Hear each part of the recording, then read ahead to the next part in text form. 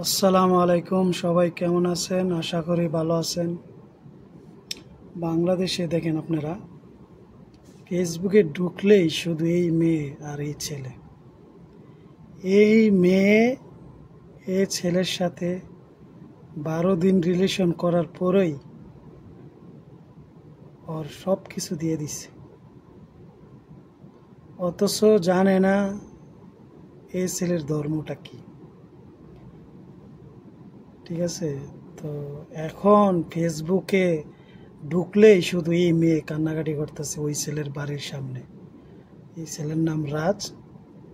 ঠিক আছে, যখন মেয়ে একসাথে ঘুমাইছে, এতদিন ঘুমাইছে, 12 দিনের মাথা তো সব কিছু দেলাইছে, তারপরে তো আর অনেক দিন গেছে। এখন আর ছেলেরে ফোন দিলে ফোন ধরে না, ফলে ছেলেরে পাওয়া যায় না। এখন ছেলের বাড়িতে যাই সেরা বৈশা ইয়া করতেছে, লাত্তিতে গিরিল বাইন গেলা।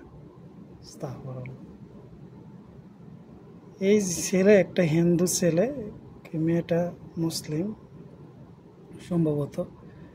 ঠিক আছে, মেয়ের দাবি করতেছে আর কি।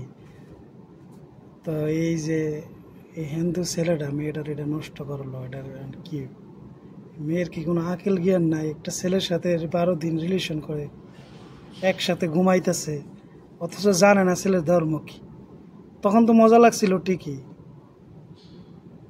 হ্যাঁ, এখন খবর টবর ল না, এখন আইসে ইয়া করতো। এটা তো বাংলাদেশের ভিতরে অনেক হিন্দুরা তারা টার্গেট করে রাখছে যে মুসলিম মেয়েদেরকে তারা এভাবে ইয়ে করবে। ঠিক আছে, কে আপনি ইলাস ভাইয়ের একটা ভিডিও দেখেন নাই? ইলাস ভাই তো একবারে প্রিয়া করে দিছে প্রমাণ সহ, যে মুসলিম মেয়েদের সাথে তারা রিলেশন করবে, প্রেমের ফাঁদে ফালাইবে তাদের সাথে, তাদের ঠিক আছে এভাবে রেপ করবে, প্রেম করে রুমে হোটেলে নিয়ে যায়, তারপরে সাথে আরও লোকজন, সব হিন্দু।